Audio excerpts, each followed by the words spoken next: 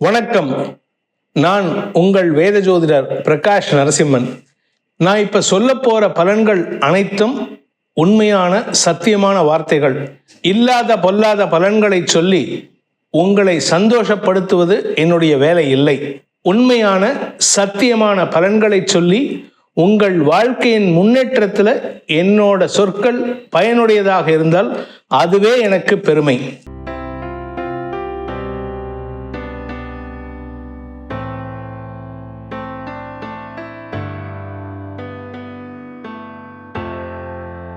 ஓம் ஸ்ரீ குருப்யோ நமஹ. ஹரிஹி ஓம். ஜெய் புவனேஸ்வரி. உங்கள் வேத ஜோதிடர் பிரகாஷ் நரசிம்மனின் அன்பான வணக்கங்கள். சனி பெயர்ச்சி பலன்கள் 2025 ஆண்டு முதல் 28 ஆண்டு வரைக்கான பலன்கள்.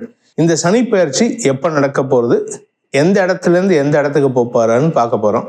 ஃபர்ஸ்ட் சனி பெயர்ச்சிங்கிறது ஒவ்வொரு ராசியையும் கடந்து வரத்துக்கு, அதாவது திருப்பி மேஷ ராசியிலேருந்து ஆரம்பிக்கிறதுக்கு 30 வருஷம் சனி பகவான் எடுத்துப்பார். அதனால தான் அவருக்கு மந்தன்னு பேர்.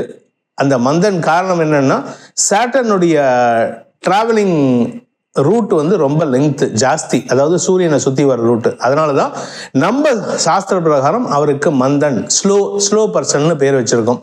இந்த சனி பயிற்சியானது கும்ப ராசியிலிருந்து மீன ராசிக்கு பயிற்சி ஆகிறார். 2025 ஆண்டு மார்ச் 29 சாயந்தரம் 5:09 சனி பகவான் கும்ப ராசியில தன்னுடைய ஆட்சி வீட்டிலிருந்து மீன ராசிக்கு எதிரியான குரு பகவானுடைய வீட்டுக்கு பயிற்சி ஆகிறாரு. இன்ஃபேக்ட் அவர் அவருடைய பாதை எப்படி இருக்குன்னா, நீச்ச ஸ்தானத்தை, அதாவது distance between Saturn and sun, சூரியனுக்கும் சனி பகவானுக்கும் உள்ள டிஸ்டன்ஸ் ரொம்ப ஜாஸ்தி இருக்கும். அதனால தான் அந்த இடத்துல பவர் கம்மியாக இருக்கும். இருந்தாலும் அவருடைய பார்வை பலம் அதிகரிக்கக்கூடிய வகையில் தான் இருக்கும். இப்போ இந்த சனி பயிற்சியானது மார்ச் மாதம் 29 நடக்கிறதுன்னு சொன்னேன். எந்த இடத்துலேருந்து எந்த இடத்துக்குன்னா, கும்பராசியிலிருந்து மீன ராசிக்கு பயிற்சி ஆகிறாரு. இது இந்த இடத்துல 2028 பிப்ரவரி 23 வரைக்கும் இருப்பாரு. 2028 பிப்ரவரி 23 அன்னைக்கு சனி பகவான் மீன ராசியிலிருந்து மேஷ ராசிக்கு பயிற்சி ஆவார். இந்த சனி பயிற்சியில எந்தெந்த ராசிக்கு எப்படிப்பட்ட பலன்கள் இருந்தாலும் ஒரு குறிப்பிட்ட விஷயத்தை மட்டும் 12 ராசிக்காரனும் ஃபாலோ பண்ணணும். என்ன அப்படின்னா, துர்கை வழிபாடு அவசியம் செய்ய வேண்டும். பரிகாரத்தை ஒவ்வொரு ராசிக்கும் தனித்தனியா சொன்னாலும், இந்த துர்கை வழிபாடுங்கிறது ஜென்ம சனியான மீனராசி முதல் விரய சனியான மேஷ ராசி வரைக்கும் 12 ராசிக்காரர்களுக்கும் துணையாக இருக்கக்கூடிய தெய்வம் எதுன்னா துர்கை தான். துர்கா சப்தஸ்லோகி. துர்கா சப்தஸ்லோகிய எல்லா ராசிக்காரனும் சொல்லணும். அதில் ஒரு 7 லைன்ஸ் இருக்கும், அது 7 ஸ்டான்ஸானு சொல்லுவோம். அதுக்கு தான் சப்தம் அப்படிங்கிறது 7 சப்த ஸ்லோகங்கள் கொண்டது தான் துர்கா சப்தஸ்லோகி. இதை சொல்லிட்டு வந்தாலே உங்களுக்கு பரிகாரங்களில் வரக்கூடிய பலன்களில் 50% வந்துடும். மீதி 50%க்கு சொல்லக்கூடிய பரிகாரங்களை பண்ணிட்டு வாங்கோ. உங்களுக்கு அனைத்து க்ஷேமங்களையும், ஏன்னா சனி கொடுக்க எவர் தடுப்பார்னு ஒரு பழமொழியே உண்டு. அந்த சனி பகவான் கஷ்டத்தை கொடுக்குறாருன்னா நம்ம ஏற்கனவே பண்ணினதா தப்புக்கு தண்டனையா இருக்கும், இல்லாட்டி நம்மளை திருத்திக்கிறதுக்கு உண்டான உபாயமா இருக்கும். அப்படிங்கிறத உன்னதமான தத்துவத்தை சனி பகவான் கொடுக்கிறாரு. அப்பேற்பட்ட சனி பகவானுடைய பயிற்சி உங்கள் அனைவருக்கும் அனைத்து விதமான மங்களங்களையும் ஏற்படுத்தி கொடுக்கும் என்பதை சொல்லி உங்கள் ராசிக்குண்டான பலாபலன்களை ஆராய்வோம். வாருங்கள்.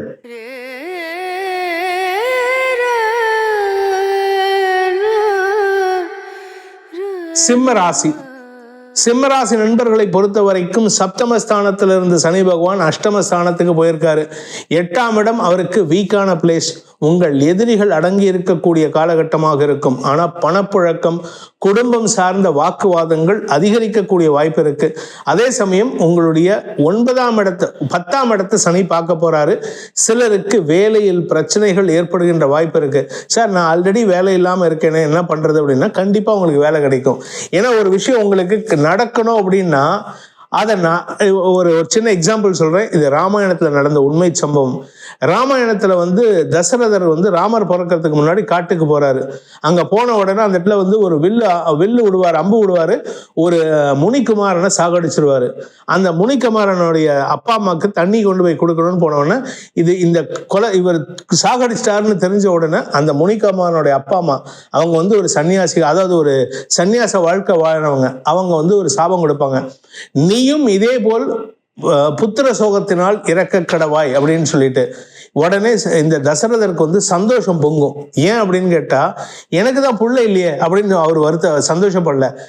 எனக்கு இந்த சாபம் பலிக்கணும்னா எனக்கு ஒரு புள்ள பிறப்பான்ல, அப்ப என்னோட புத்திர சோகம் என்னை விட்டு போகும். அவன் பிறந்ததுக்கு அப்புறம் அதனால இறந்து போனா எனக்கு கவலை இல்லை, எனக்கு பிள்ளை வரம் கிடைக்கும். இந்த சன்னியாசி இந்த தம்பதிகள் கொடுத்த சாபம் பலிக்கணும்னா எனக்கு ஒரு குழந்தை வரணும் அப்படின்ட்டு. அது மாதிரி உங்களுக்கு பணக்குழப்பம் வரணும், குடும்பத்துல கஷ்டம் வரணும் அப்படின்னா உங்களுக்கு வேலை கிடைச்சாதான் வரும். வேலை கிடைச்சாதான் அது வந்து பணத்துல கஷ்டத்தை சம்பாதிப்பீங்க. வேலை இல்லாம இருக்கிறது ஒரு கஷ்டமா இருந்தாலும் வேலை கிடைச்சு நீங்க குடும்பத்தை விட்டு வெளியில போயிட்டு குடும்பமே உங்களை எதிரியா பார்க்கக்கூடிய நேரம் வரும். அது மாதிரி ஒரு கஷ்டத்தை இப்ப கொடுக்கக்கூடிய வகையில இருக்கு.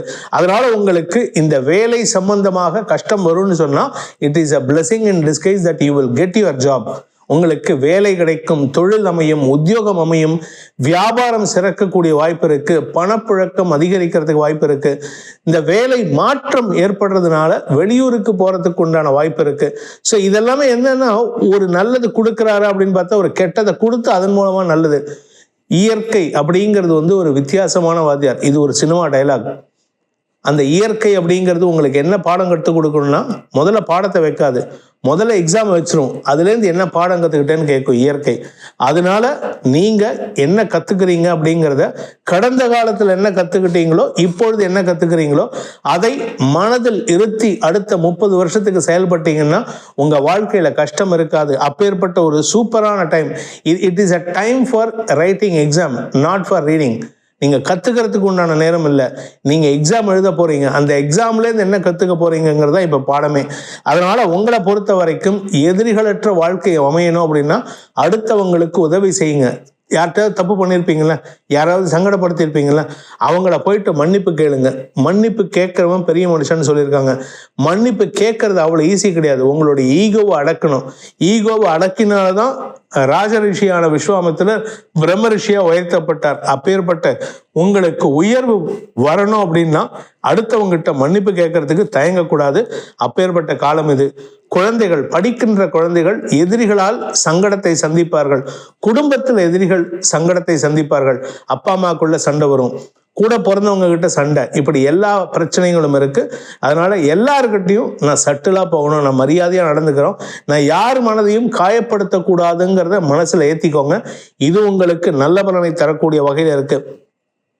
சரி சார், நான் இதெல்லாம் பண்றேன், ஆனாலும் எனக்கு மனசு நிம்மதி இல்லை, எனக்கு வந்து தடுமாற்றம் இருக்கு, குடும்பத்துல நிம்மதி இல்லை, பணப்புழக்கம் இல்லை, வேலை இல்லை, இப்படி சொல்றவங்களுக்கெல்லாம் என்ன பரிகாரம் சார் அப்படின்னு கேட்டீங்கன்னா 2 விஷயம் பண்ணணும். ஃபர்ஸ்ட் சுந்தரகாண்டம். இந்த சுந்தரகாண்டம் ராமாயணத்துல இருக்கு. சுந்தரகாண்டம் அப்படிங்கிறது வந்து ஆஞ்சநேயருக்கு சுந்தரன்னு ஒரு பேரு, அழகன்னு பேரு. அந்த அழகான ஒரு ஆஞ்சநேயரை பத்தின காண்டம் வந்து, அதாவது அந்த சர்க்கம் வந்து, அந்த ஃபுல் சர்க்கம் வந்து சுந்தரகாண்டம்னு பேரு. அந்த சுந்தரகாண்டத்தை வாரம் சனிக்கிழமை தோறும் 7 வாரம் 7 மாதத்துல படிக்கிற மாதிரி இதை வந்து இந்த சனிப்பெயர்ச்சி முழுக்க படிச்சுட்டே இருக்கணும். இது ஒண்ணு. 2வது துர்கா சப்தஸ்லோகி. ஆரம்பத்தில் இன்ட்ரோடக்ஷன்லேயே சொல்லியிருப்பேன், 12 ராசிக்காராலும் துர்கா சப்தஸ்லோகி சொல்லலான்னு. குடும்ப சூழ்நிலை சாதகமா இருக்கணும், எதிரிகளால் அவமானம், எதிரிகளின் மிரட்டல்களுக்கு பயம் அப்படின்னா இந்த துர்கா சப்தஸ்லோகியை படிச்சுட்டு வாங்க. இந்த யூடியூப்ல நிறைய இருக்கு துர்கா சப்தஸ்லோகி. கூகுள்ல சர்ச் பண்ணா டெக்ஸ்ட் கிடைக்கும். ஞானினாம் அபிஷேதாம்சி தேவி பகவதி ஹிசான்னு ஆரம்பிக்கும்.